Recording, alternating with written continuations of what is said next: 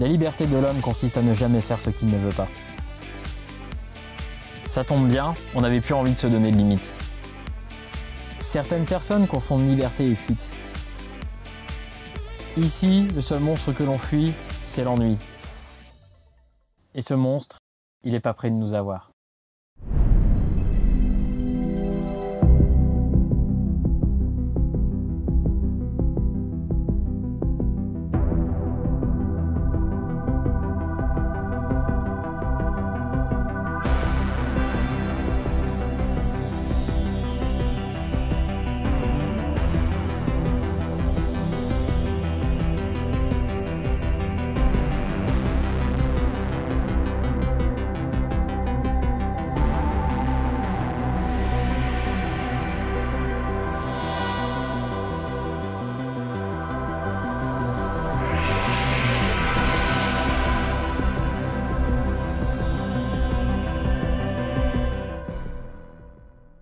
Bonjour à tous et bienvenue pour une nouvelle vidéo dans laquelle on va vous faire découvrir plein de choses étranges.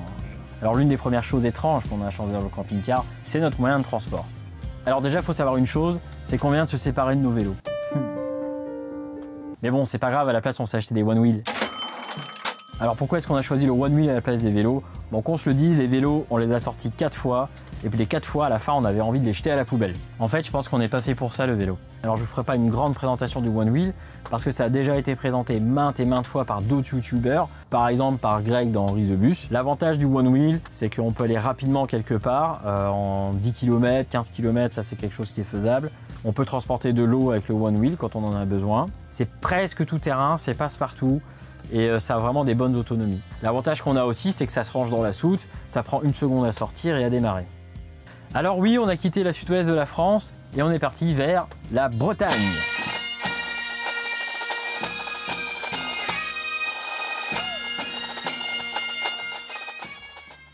Mais en Bretagne, il y a aussi l'atelier de Dom. Alors on trouve pas mal de choses dans l'atelier de Dom, par exemple, des vieilles voitures, des vieilles motos. Mais on trouve aussi bien sûr tous les outils pour pouvoir faire les quelques modifications qu'il nous reste à faire. Alors du coup, on profite de l'atelier de Dom pour pouvoir faire ce qu'on a dit, les dernières modifications. Alors il y a déjà une modification importante qui nous tenait à cœur et qu'on avait souhaité faire pendant notre séjour au Maroc, c'était changer la table. Alors il faut savoir que la table d'origine de l'Itineo fait un peu cheap, ça fait vraiment un peu plastique, voilà. On a voulu mettre une table en bois massif. Pour se faire une table sur mesure, on n'a pas eu trop le choix, on a dû se prendre du plan de travail en massif. Et on a aussi voulu mettre une table plus petite.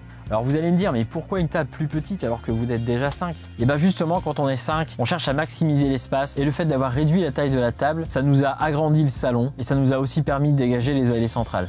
On utilise beaucoup mieux les banquettes qui sont ici. Ça nous a vraiment changé la vie. Et puis le petit côté bois massif, etc. C'est vrai que ça donne un peu de chaleur dans cet intérieur qui est quand même, je vous le dis, un petit peu froid. Alors il y avait aussi autre chose qu'on voulait finir que l'on n'avait pas eu le temps de finir. On avait commencé l'étagère des enfants à l'arrière pour qu'ils puissent ranger leurs jouets, etc. Le problème, c'est qu'il n'y avait pas de filet ou de système de protection. Donc on a fait une installation maison, on a fabriqué des filets nous-mêmes qui nous permettent de pouvoir sécuriser les jouets quand on roule. Alors quand je dis on, c'est vite dit, c'est surtout Erika qui a tout fait parce qu'elle adore bricoler. Et voici un joli bordel organisé, mais au moins c'est fermé, ça risque pas de tomber. Alors encore un objet étrange qui vient s'ajouter à notre aventure, c'est un nouveau drone. Alors vous savez que j'aime bien mettre des vues de drone dans mes vidéos, c'est un peu la tendance du moment de toute façon de mettre du drone un peu partout. Alors moi je filme essentiellement avec un Mavic 2 Pro, c'est des drones qui font à peu près cette taille-là, vous voyez, qui sont des plateformes cinématographiques, donc c'est très stable quand ça vole, et puis cette petite caméra est stabilisée, donc on peut vraiment faire de très belles images de qualité cinéma.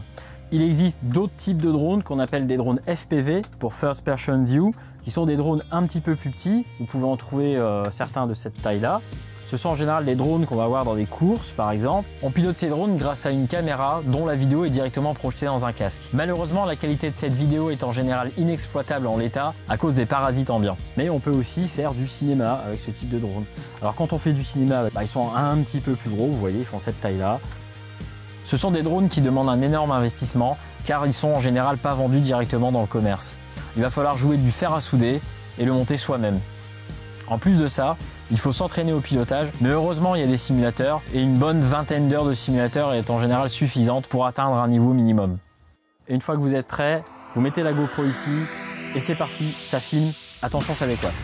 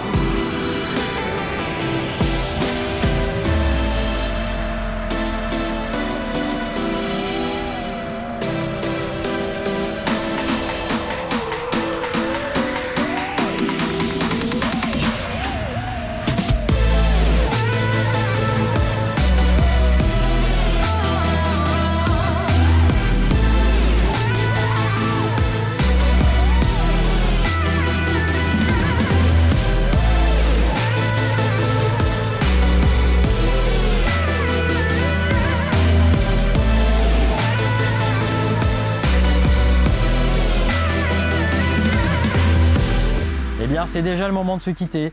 Par contre, nous avons déjà l'idée de notre prochaine aventure. Alors pour ceux qui nous suivent sur Instagram et sur Facebook, c'est assez facile, ils savent très bien où on va aller. Pour les autres, soit vous gardez le suspense, soit tout simplement vous vous abonnez sur Insta et Facebook. Logique. Et pour ceux qui sont même pas encore abonnés à notre chaîne, c'est encore le moment de le faire. Allez, salut les amis, à la prochaine, ciao.